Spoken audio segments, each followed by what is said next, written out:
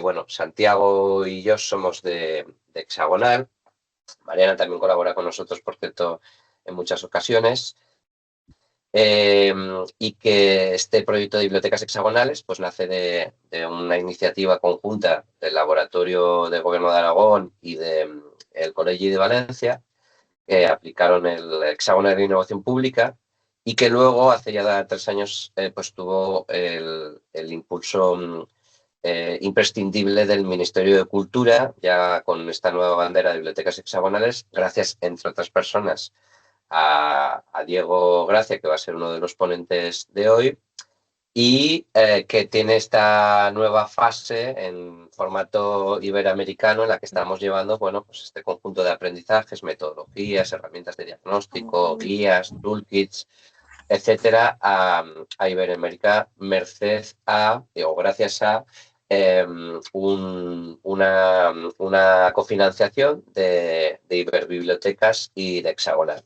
Y hoy es el tercero de los 6 webinarios que tenemos. Cada uno de los webinarios se dedica a uno de los vectores. Se llaman bibliotecas hexagonales porque son en total 6 vectores los que identifican los vectores de innovación, ¿no? Nuestra teoría es que una biblioteca en Jaca, en España, una biblioteca en Guayaquil, una biblioteca en Colombia, por ejemplo, no se diferencia tanto del MIT, Stanford o la ONG más innovadora de la India, y hay como una especie de código genético común, un código fuente común, que son estos 6 vectores que tienen que ver con abrir, mezclar, agilizar, prototipar, experimentar, que es el de hoy, colaborar y multiplicar.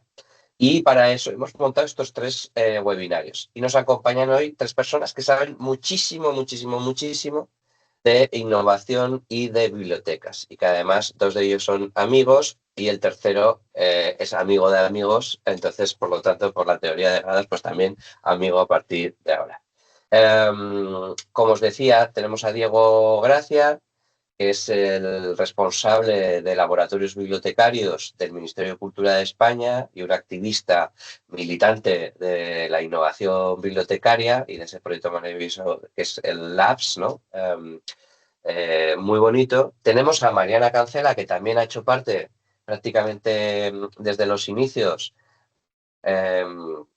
de ese proyecto de laboratorios bibliotecarios y que además tiene, bueno, pues también medio pie en otros proyectos de innovación ciudadana en Iberoamérica, que es así como la conocí yo, y últimamente también pues bastante en España, innovación social, participación, fue colaboradora ya del Lab que yo dirigí hace unos años y ahora seguimos haciendo cosas en Hexagonal, y que es pues otra persona con mucha bagaje en esto de los laboratorios bibliotecarios. Y tenemos otra persona, a David Gómez, que es de formación antropólogo y sociólogo, pero que además, bueno, pues forma parte de ese equipo docente que montaron esos cursos tan maravillosos de laboratorios bibliotecarios y que además es, bueno, pues el coordinador del Laboratorio Cultural Ciudadano de Nuevo León, en México. Por cierto, que Mariana, aunque la tenemos afincada en España, es también portuguesa brasileña. Así que no puede ser más iberoamericana esta mesa entre Portugal, Brasil, México y España. Anda el juego y con todos vosotros como invitados. Bueno, lo primero, ¿qué diablos es un laboratorio bibliotecario? Y hablo así un poco, bueno, pues en fin, sin turnos, el que quiera. Y si no os atrevéis, ya voy dando yo turnos, pero como hay confianza, pues para lanzarnos. ¿Qué es un laboratorio bibliotecario? ¿Y por qué es tan importante la lógica de la experimentación en una biblioteca, ¿no? Que en principio era un sitio donde se leía hace unas décadas. Bueno, si os parece, me atrevo yo con un inicio de definición. Laboratorio bibliotecario es un espacio, una herramienta de experimentación en bibliotecas, ¿no? Bajo nuestro punto de vista, lo que hemos trabajado nosotros en el proyecto desde el principio era la confluencia entre bibliotecas y participación ciudadana.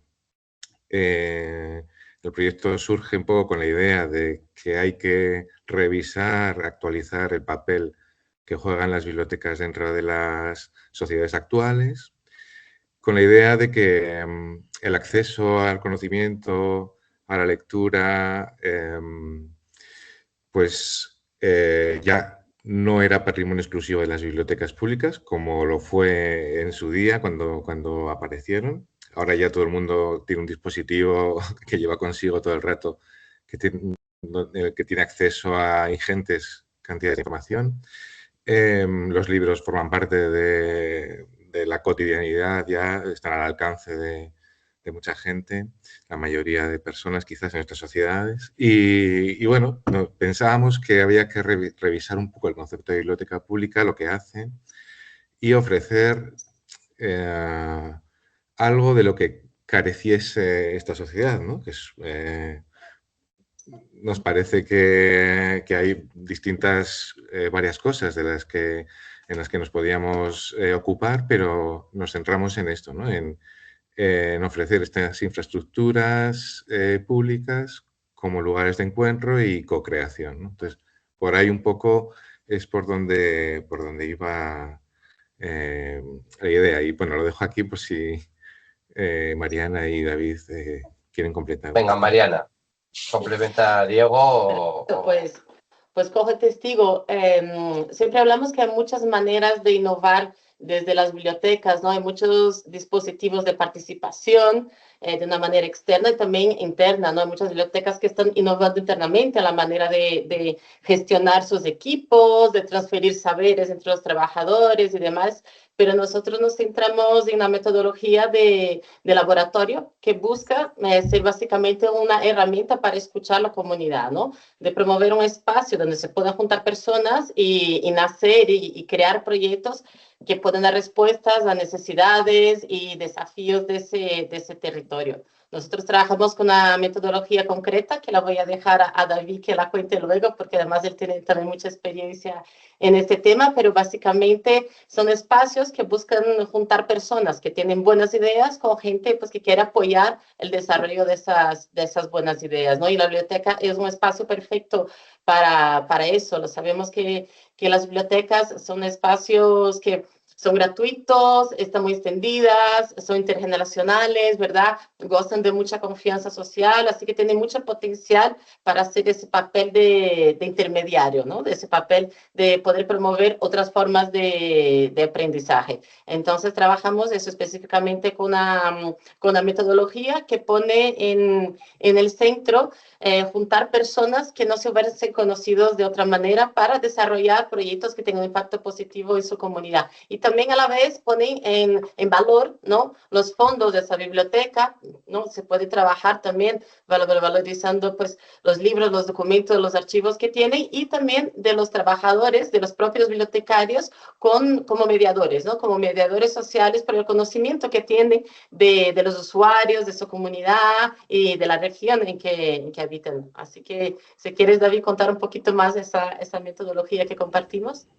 Sí, gracias. Pues yo creo que un laboratorio, un laboratorio bibliotecario es la evolución natural que están teniendo las bibliotecas. O sea, cuando estamos trabajando con bibliotecas ya desde hace bastantes años, vemos cómo son espacios que se están abriendo a prácticas experimentales de toda índole, en la que hay mucha heterogeneidad de personas que están trabajando en ellas o que participan en ellas, ¿no? Que se dan muchos formatos de trabajo. Entonces, un poco sería de forma natural la idea de pasar o transitar de un espacio de consumo cultural a un espacio más de producción cultural, ¿no? En el que puedan generarse aprendizajes, en el que pueda conectarse la biblioteca con otras cosas, ¿no? Con otros fenómenos que están sucediendo en los barrios en los que están inmersas, ¿no? Y entonces, un poco como lo hemos trabajado es a la forma en la que se trabaja en un laboratorio ciudadano, que es a través de una doble convocatoria de proyectos que lo que permiten es escuchar, ¿no? Generar un dispositivo de escucha que nos permita entender cuáles son pues los anhelos, los intereses, las problemáticas de quienes están cerca de la biblioteca, y luego una segunda convocatoria de colaboradores que lo que hace es generar inteligencia colectiva alrededor de estos proyectos, ¿no? Entonces, tratando de que sea lo más heterogénea posible la gente que participe de estos proyectos para que haya distintos puntos de vista, ¿no? Y se reúnan saberes muy distintos, saberes disciplinares, saberes basados en la experiencia y demás. Entonces, yo creo, así un poco como resumiéndola y contestando la pregunta de Raúl, que es un proceso natural el que se ha ido dando, en el que las bibliotecas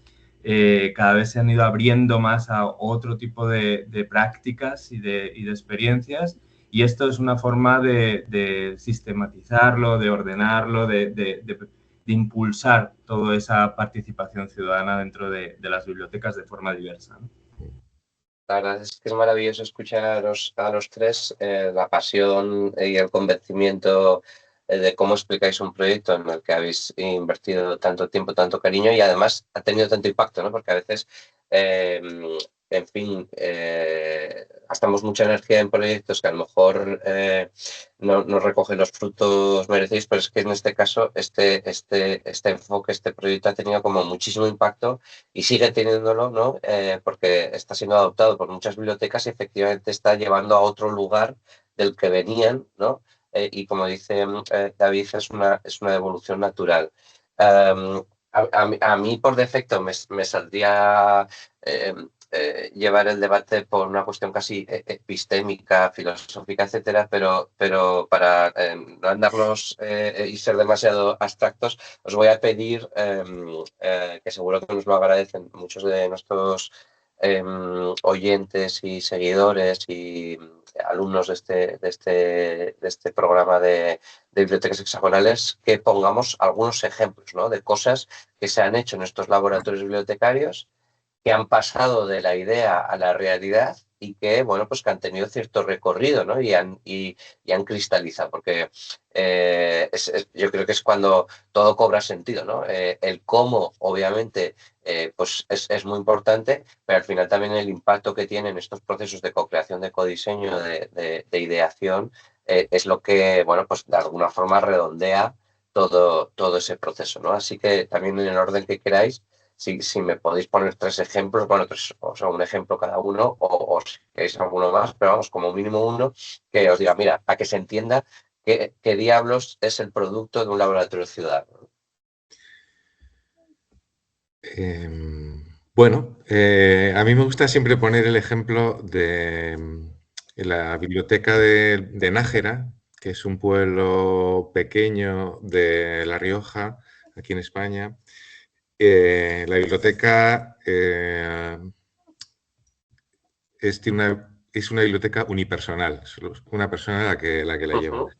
Creó un laboratorio hace 2 años, creo que fue, Mariana. Fue hace 2 años, sí.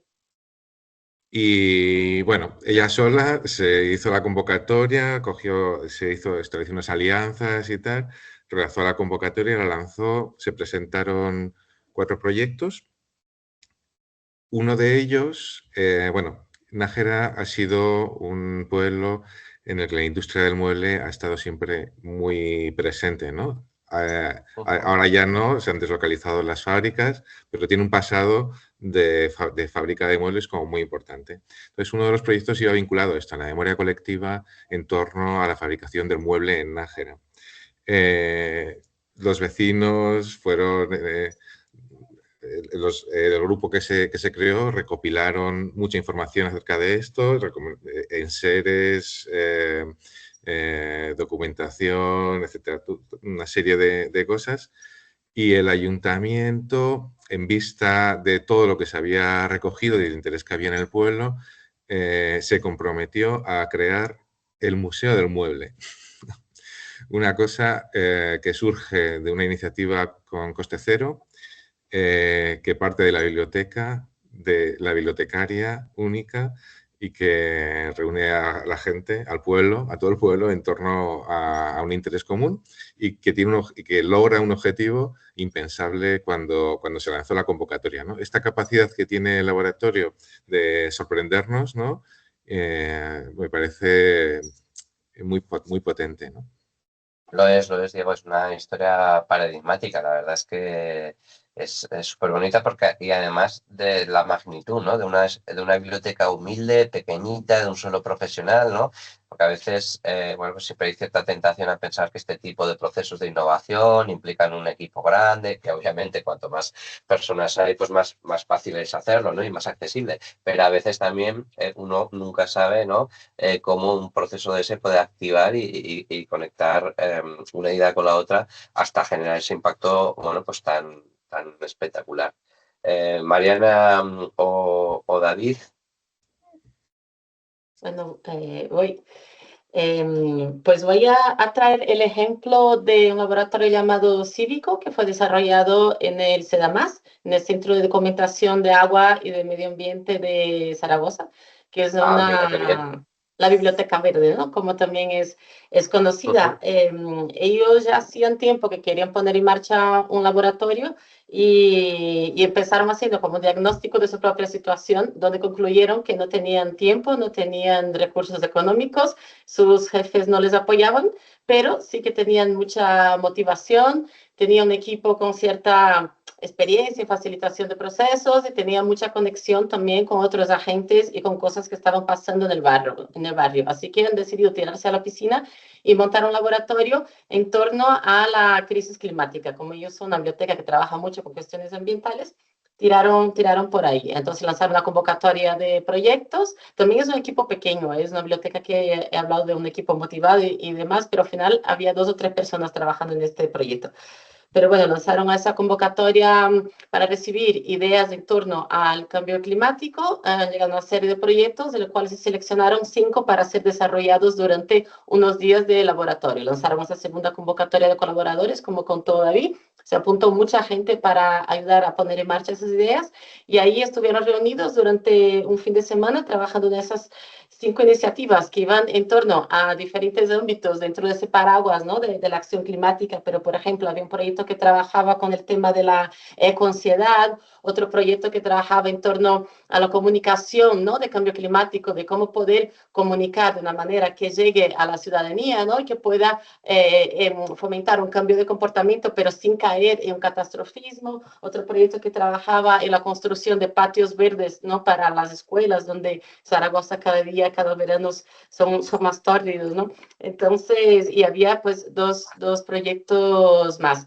El laboratorio, como comenté, duró un fin de semana, donde han acelerado un poco esas ideas, ¿no? Han terminado de darlas forma y empezar a ponerlas en marcha, pero luego la biblioteca ha apoyado mucho en su desarrollo y su implementación. Y hoy, pasado 2 años ya de esa iniciativa, 2 años y medio, 3 de esos proyectos siguen en marcha. Se reúnen de una manera estable en la biblioteca les acompaña, aporta espacios, termina de integrar otros agentes, ¿no? a esas ideas iniciales, conecta personas, pero por ejemplo, para aterrizar todavía más, ese proyecto de la ecoansiedad ha creado un ciclo de cine, donde lo ponen, lo impulsan desde la propia biblioteca, ¿no? Utilizan el espacio de la biblioteca para hacer esas reuniones y ese visionado de películas. Los de la comunicación de medio ambiente han creado una exposición de fotografía que también la han exhibido en las instalaciones de la biblioteca. Así que el recorrido fue mucho más allá de los días de laboratorio y hasta hoy, ¿no? sigue generando resultados y de hecho van a lanzar ahora la segunda edición de este laboratorio. Qué maravilla, Mariana. Ejemplos preciosos que además a mí me resuenan mucho porque además de una biblioteca de mi ciudad soy también amigo de la directora, que es Marga, una gran militante bibliotecaria e innovadora. David. Pues yo me gustaría traer un proyecto que hicimos en una biblioteca en Valle de Bravo. Valle de Bravo es un municipio que está en el Estado de México, cerquita de la Ciudad de México, como a 1 hora y media. Y allí hay una biblioteca que lleva ya mucho tiempo trabajando y innovando y tratando de incorporar prácticas nuevas al espacio. De hecho, cambió su nombre y ahora se llama Espacio Odisea. Se llamaba Biblioteca Odisea y ahora se llama Espacio Odisea. La dirige Laura Peredo, que es una persona muy interesante, que está muy metida en todo el tema de los laboratorios ciudadanos también. Y ella, pues junto con un grupo de amigos, hicimos allí una experiencia de laboratorio ciudadano que salió muy bien, la verdad. Tuvimos 5 proyectos y me gustaría destacar uno concretamente como para poner un ejemplo, ¿no?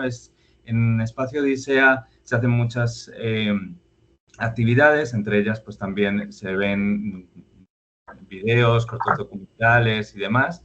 Y entonces había un grupo de documentalistas que estaban haciendo constantemente documentales en comunidad, en lugares aislados, en los que era muy difícil llegar con las comunidades que allí vivían. Y entonces siempre tenían el problema de que luego no había forma de que esas comunidades pudieran ver los documentales, el resultado del trabajo de los documentales que habían grabado con ellos, ¿no? Entonces, utilizaron justamente el espacio del laboratorio en el espacio Odisea para presentar un proyecto que fuera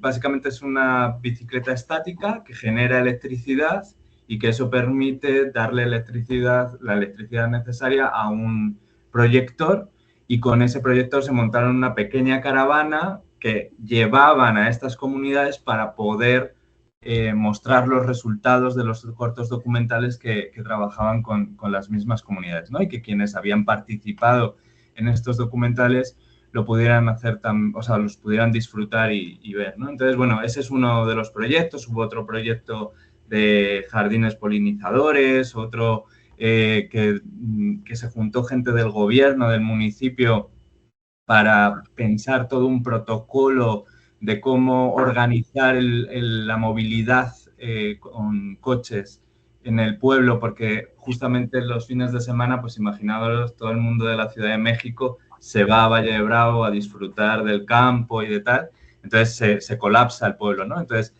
gente del municipio junto con vecinos y vecinas se juntaron en el laboratorio y presentaron un proyecto para ordenar la circulación y la movilidad del pueblo durante los fines de semana y así aligerar un poco el tránsito, ¿no? Bueno, este es otro proyecto.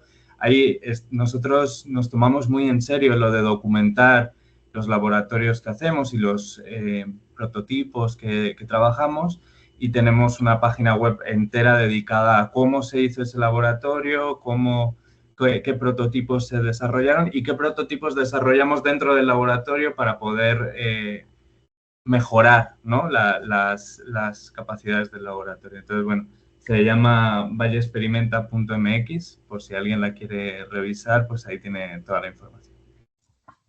Súper bonitos los ejemplos, David. El de la bicicleta estática ya casi es metafórico, ¿no? De que esto de la innovación a veces también hay que sudar para que salga, ¿no? Sobre todo y la innovación social, que va un poco de tocarse, de fricción. Qué maravilloso ejemplo. Pero una vez hemos puesto estas buenas prácticas inspiradoras, estos productos tan encomiables, estos proyectos tan súper bonitos e interesantes, sí que quiero retomar mi afán de darle un poco de vuelo filosófico al debate, teniendo a 3 personas que tanto sabéis y que, bueno, que sé que en fin, que os inquietan, ¿no? Estas preguntas, yo creo que los oyentes también lo van a agradecer. Y es un poco que reflexionemos en voz alta sobre en qué grado los laboratorios bibliotecarios, esta idea de la lógica del prototipado, en un sentido amplio, no solo no contraviene la misión fundacional de las bibliotecas, sino que la reivindica y la lleva más lejos que nunca. En el sentido de que si en su momento fueron los lugares en los que atesorar el saber a través de los libros y luego fundamentalmente en los que democratizar el acceso a esos libros y esa cultura, ese conocimiento a través de esos servicios de préstamo y de la capilarización en el territorio, en los barrios, etcétera, en los pueblos, no tiene todavía, o sea, esto tiene como mucho sentido, que las bibliotecas refunden un poco sus misiones en el sentido de, hacer posible el derecho a innovar y el derecho a codiseñar y el derecho a co-crear, ¿no? Que en un mundo en el que, el acceso a la cultura, aun teniendo todavía restricciones, desde luego no presenta infinitas más posibilidades de las que presentaba hace unos años, pero que ahora lo que marca la diferencia. Santiago, hay por ahí un micrófono abierto, mira a ver si lo identificas, porque está entrando en sonido y lo mutees. Porque lo que marca la diferencia hoy es esa capacidad de, pues en fin, de aprender, de innovar. A ver, como lo es la depresión y el bullying. Las que se van a saber en los libros. A ver, igual igual era David. Bueno, no sabemos, pero hemos conseguido eliminar el sonido, no pasa nada. Son las cosas del directo. Afortunadamente no nos ha revelado el secreto de la Coca-Cola ni ninguna cuestión íntima. Pero retomando esta idea, ¿no? De decir, vuelvo a la pregunta inicial. ¿En qué sentido los laboratorios bibliotecarios, la lógica del diseño y la innovación no solo no contravienen la misión fundacional de las bibliotecas, sino que la reivindican y la llevan más lejos que nunca? Bueno, siempre desde el inicio hemos tenido como esta idea en el proyecto de que el conocimiento no solo está en los libros, no solo está en Internet, que en las personas hay conocimientos vastos sobre una diversidad de temas extraordinaria, ¿no? También hablamos mucho del diletante, ¿no? Esa persona que por gusto se hace experto en algo, pero que no lo tiene acreditado a través de un título universitario o de otros recursos formales, ¿no? Entonces, con esta idea, ¿no?, de que el conocimiento está también en las personas y que se activa poniéndolo en común, trabajamos esto, ¿no?, de los laboratorios, ¿no? La herramienta que nos proporcionó Media Prado y que hemos adaptado a bibliotecas nos permite hacer esto, pero sí, siempre con esa idea de que el conocimiento también está en las personas y de que efectivamente en la biblioteca se puede crear conocimiento colectivo y no solo, o sea, estamos dentro del arco del libro y de la lectura, ¿no? La biblioteca puede también, además de ser un intermediario, ser un proveedor, una proveedora de conocimiento y de información, ¿no? Entonces, bueno, esta idea siempre ha estado muy en los inicios. Y luego el derecho a innovar, bueno, las bibliotecas siempre han innovado, siempre han incorporado todas las nuevas tecnologías que iban apareciendo,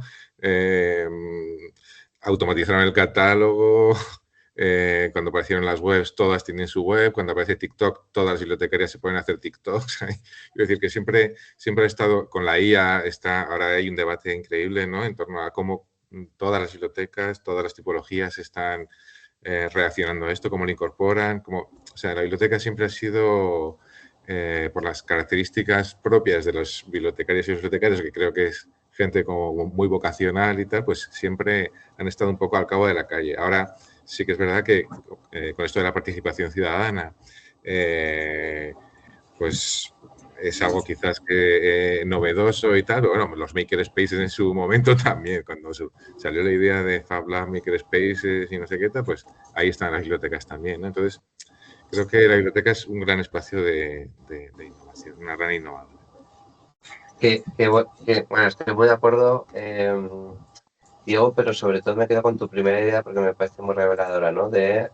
No todo el conocimiento está en los libros ni en Internet, las personas son grandes acreedores de conocimiento, hay un montón de epistemología popular, de conocimiento situado, de saberes ancestrales, en fin, de diletantes que decías tú, bueno, pues en fin, de aficionados, o incluso, aunque no lo tengan, ese conocimiento, ganas de tenerlo, ¿no? Que también, y ganas de compartirlo y de encontrarlo, a veces no solo en el libro, sino también precisamente pues, en una conversación, en un proyecto conjunto, en una idea, ¿no?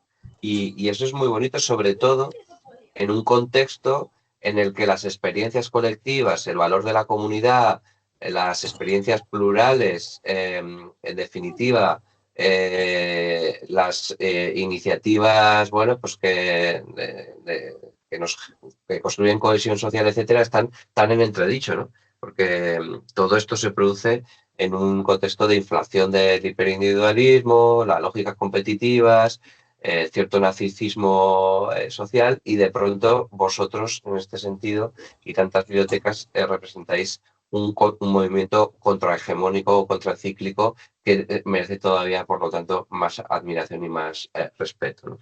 Y le pregunto a Mariana, ¿no? ¿Tú cómo lo ves, no? ¿Tú te acuerdas de esa frase de Laia de City Lab, de Cornellà, del documental de Frena la Curva, ¿no? Dice, todo el mundo tiene derecho a innovar, ¿no? Dice, es un poco como el propósito en el que andamos tú y yo y tantos otros de los últimos 20 años, ¿no? Que innovar no sea una cosa de unos tipos listos, de unos tipos sabios, de unos científicos o unos consultores, ¿no? Internacionales, sino que sea como una cosa accesible, democrática, ¿no? Al alcance de todos, ¿no? Y los laboratorios bibliotecas son como un muy buen ejemplo.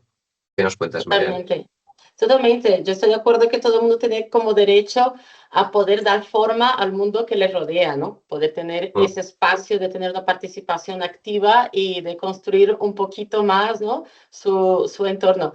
Pero yo creo que es importante que además, ¿no? De que a través de los laboratorios bibliotecarios se promueva, ¿no? Se multiplique esos espacios de intercambio de conocimiento. También quería traer la importancia del papel de la autonomía de los usuarios en una biblioteca, ¿no? La biblioteca nunca es un espacio que está tutelando a los usuarios. Los usuarios tienen una libertad de acción cuando llegan a la biblioteca, ¿no? Tienen pues su propósito y actúan de una manera autónoma y autogestionada, y eso está muy en consonancia a lo que promueven los laboratorios. Con lo cual, esa autonomía, ¿no? De los grupos de trabajo dentro del laboratorio creo que está muy ligada con la acción comunitaria. Entonces, no solo es un espacio de intercambio de conocimientos, sino es un espacio donde la ciudadanía se puede organizar de una manera libre y autogestionada para poder promover más acciones colaborativas y acciones pues, que pueden tener un impacto en su comunidad sin tener la necesidad de ser tuteladas, de ser guiadas, ¿no? Y eso conecta un poco con lo que decía David al principio, ¿no? Que la ciudadanía no sea solo una receptora pasiva de conocimiento, sino que tenga un protagonismo en esa creación de conocimiento. También quería decir que los laboratorios, yo creo que es un canal de doble vía, porque a la vez que produce ese conocimiento, ¿no? Que se pregunta a su propia comunidad, ¿qué necesitáis? Además de estanterías con libros, ¿no? ¿Cómo podemos mejorar la vida de nuestra comunidad? Además de ofrecer libros, también mejora a sí misma internamente, innova sus propias estructuras a través de los laboratorios, porque tiene que aprender a enfrentarse, ¿no? Con ciertas incertidumbres, tiene que aprender a flexibilizar un poco sus espacios, su burocracia, con lo cual ese acercamiento yo creo que produce efectos potentes en los dos lados, ¿no? Tanto en la comunidad como en la propia internos, ¿no? Las propias bambalinas de la biblioteca. Yo creo que finalmente todo eso ayuda a conectar con su público, ¿no? Con los usuarios habituales, intensificar el uso de la gente que ya va a la biblioteca y conectar con nuevos agentes también. David, ¿qué quieres aportar? Pues la verdad que poco más a lo que ya han comentado Diego y Mariana. Yo simplemente comentar que justamente la biblioteca se convierte en ese lugar de encuentro, ¿no? Y que también es capaz de asimilar, como ha dicho Diego, muchas tecnologías, muchas prácticas, y un poco en la línea del conocimiento que hay en nuestros cuerpos, ¿no? La biblioteca también, o un laboratorio bibliotecario también, es el espacio en el que podemos mezclar el conocimiento de saberes disciplinares, ¿no? De expertos que conocen sobre los temas en base a su disciplina, pero también el conocimiento de aquellos que llamamos expertos en experiencia, que diría Michel Calón, ¿no? Por ejemplo, y que justamente en ese encuentro entre quienes tienen un conocimiento disciplinario y un conocimiento basado en la experiencia es que podemos abrir nuevos caminos que no hemos explorado hasta ahora, ¿no? Porque no se ha tenido en cuenta ese conocimiento más tácito, digamos, que tenían estas personas, ¿no? Nosotros hemos desarrollado, por ejemplo, en Lab Nuevo León un formato de trabajo que nos gusta mucho porque nació justamente en una especie de biblioteca que tenemos dentro del laboratorio que se llama Copia, Pega y Replica, y que básicamente de lo que se trata es de agarrar un libro o agarrar recetas y documentación de prototipos que se han hecho en otros espacios, en otros laboratorios, y tratar de replicarlos en Lab Nuevo León en base al contexto, ¿no? Y con las personas de aquí de Nuevo León. Y de los prototipos que nosotros hacemos, también compartirlos con otras bibliotecas, con otros espacios y que los puedan replicar en ese lugar, ¿no? Y de esa forma ir generando vinculaciones alrededor del hacer, ¿no? Que al final es un poco también la idea que traíamos en este panel, ¿no? La idea del prototipado, la idea de que no sea solo un espacio discursivo la biblioteca, ¿no? Y un espacio de lectura, sino que sea un espacio de producción también, ¿no? Entonces, bueno, algunos formatos como este son los que utilizamos para darle salida a este tema. Totalmente, David. Yo, de hecho, muchas veces he hecho como una defensa del pensar con las manos. Y que me perdonen los bibliotecarios presentes, que son muchos, pero de cómo a veces hemos convertido el texto, y cuando hablo del texto no me refiero solo al libro o al libro de ensayo, me refiero también al manual, al paper, la memoria, el artículo, el memorando, el email, en el único producto básico de intercambio de información y en la herramienta básica de generación y de transformación de organizacional, de información, etcétera, ¿no? Y eso ha hecho que perdamos otras formas de producción de conocimiento, como son, por ejemplo, dibujar, como son, por ejemplo, pues una maqueta, como es, por ejemplo, un role-playing, un teatro, ¿no? Como es, por ejemplo, yo qué sé, pues una plastilina, ¿no? Esto que los niños lo hacen de forma intuitiva y que de alguna forma nosotros hacemos que se vaya perdiendo en la educación secundaria y en la universitaria, pues también los laboratorios lo reivindican y lo ponen en el centro, ¿no? Porque la innovación basada en largos textos complejos, pues genera siempre un gap cognitivo y además un desacople de tiempo. Y sin embargo, una maqueta, un dibujo, pues todo el mundo lo puede hacer en un minuto y todo el mundo puede entender en un minuto qué está queriendo decir el otro, ¿no? Y eso aproxima y genera una conversación en este sentido más intuitiva. Tenemos unos minutos finales porque muy pocos minutos finales, de hecho, porque la idea es terminar en 5 o 6 minutos, pero vamos a dejar un turno, quizá 2, si es muy breve, pues para que, bueno, pues en fin, manifestéis sugerencias, dudas, preguntas. Harán esa biblioteca de Huesca, Ramón J. Sender. Tienes la mano levantada, no sé si querías hablar. Hola. Lo primero de todo mando un fuerte saludo, muy fuerte saludo. Y luego al hilo de lo que has comentado, ¿no?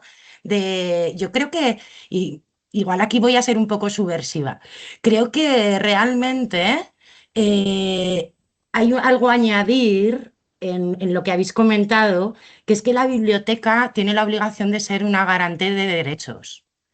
Ha sido una guardiana, y aquí viene la idea un poco que soltó Irene Vallejo, que a mí me pareció muy, muy bonita, una guardiana del pensar en formato libro.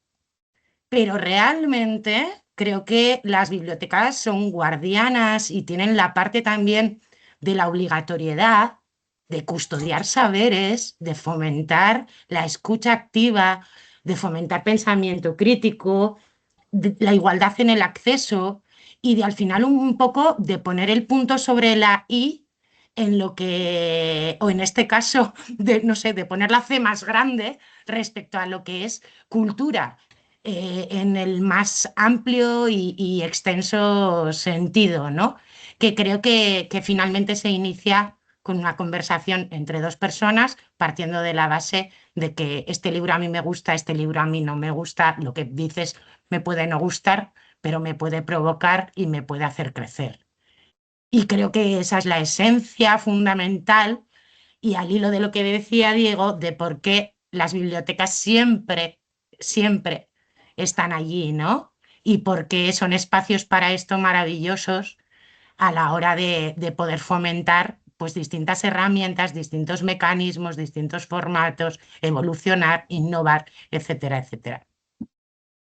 Pues muchas gracias por esta diatriba casi inspiradora y motivadora. Vamos a juntar con el turno de Pablo y les dejo un epílogo de 1 minuto a Diego, a David y a Mariana para que contesten y se despidan además. Hola, solo saludar, agradecer también este interesante espacio de conversación. Creo que es vital, como decía la colega anteriormente, plantear desde los enfoques de derechos, los servicios bibliotecarios y no solamente confiar en que la gente va a utilizarlos, sino que sobre todo convencer a quienes deben sostener estos proyectos la importancia de ello, de verlo como una vitrina de servicios más allá del préstamo de libros. Nosotros en Chile creo que hay distintas experiencias de participación ciudadana. Quizá tenemos mucho que aprender de los ejemplos que se han expuesto acá y lo estamos, creo, aplicando principalmente en el desarrollo de colecciones, en la selección de títulos, que invitamos a las comunidades a hacerse parte de esto y participar. Sin embargo, es súper importante mantener la vigencia de esto desde ese punto de vista y enfoque, y creo que tenemos el potencial para ello. Hay que también hacer coerción y convencer a quienes deben mantener estos proyectos para que así sea. Muchas gracias. Muchas gracias, Pablo. Bueno, pues voy a invertir el orden de despedidas. Vamos a empezar por David, luego Mariana y luego Diego. 1 minuto, un epílogo, una idea que queréis dejar, una idea fuerza, un consejo, un recado, un mensaje. Libres sois de usar este minutito final. Venga, David.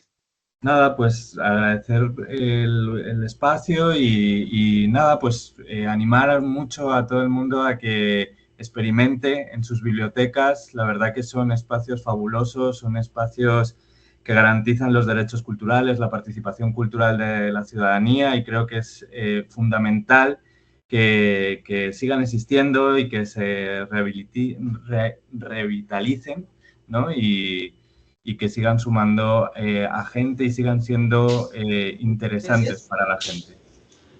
Larga vida a los laboratorios bibliotecarios. Muchas gracias, David. Mariana. Jorge.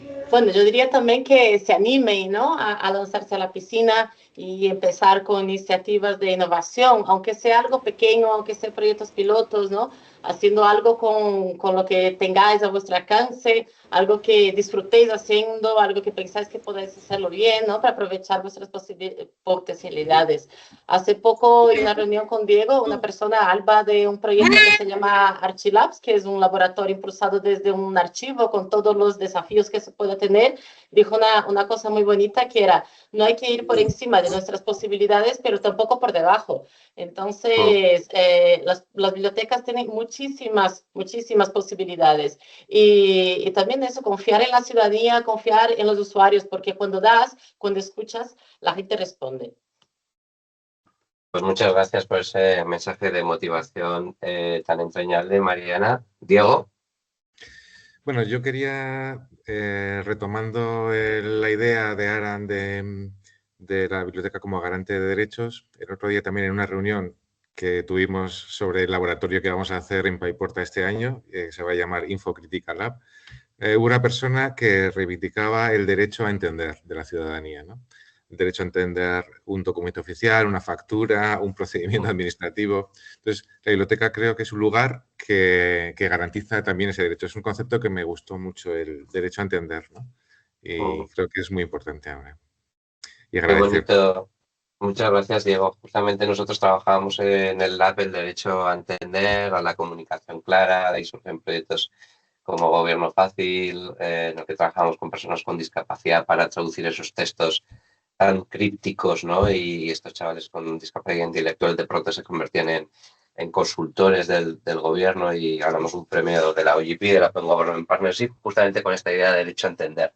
Derecho a innovar, derecho a co-crear, derecho a participar, derecho a ser protagonista, ¿no? Y a marcar el rumbo de nuestras propias comunidades y de nuestros propios barrios y de nuestros propios pueblos, y las bibliotecas de pronto como protagonistas inesperados frente a un conjunto de dilemas y de retos que tienen que ser repensados, reimaginados, reconquistados, reapropiados, resignificados, etcétera, y que en medio de una crisis aparente de las instituciones y de los artefactos, de los servicios públicos que en general habíamos diseñado con este propósito, pero que no están sabiendo reaccionar a la velocidad adecuada, de repente, como desde un lugar silencioso, discreto, humilde, estas bibliotecas, laboratorios, adelantando por la izquierda a todo el mundo, haciendo cosas maravillosas, proyectando un futuro prometedor y devolviendo centralidad, ¿no?, a un servicio que había sido, bueno, pues epicéntrico durante muchos siglos en nuestros países, pero que en las últimas décadas, bueno, pues habían ido cayendo un poco en el anonimato o en un segundo plano frente a otro tipo de infraestructuras culturales más espectaculares, más llamativas, quizá más con mayor capacidad de atracción a las nuevas audiencias. Así que larga vida a las bibliotecas, larga vida a los laboratorios bibliotecarios. Enhorabuena por el trabajo de los tres. Muchas gracias a esta comunidad. Nos vemos en el cuarto conversatorio y seguimos con estas bibliotecas hexagonales, de las cuales pues este Vector Proto han dado buena cuenta a nuestros tres invitados. Muchísimas gracias a todos.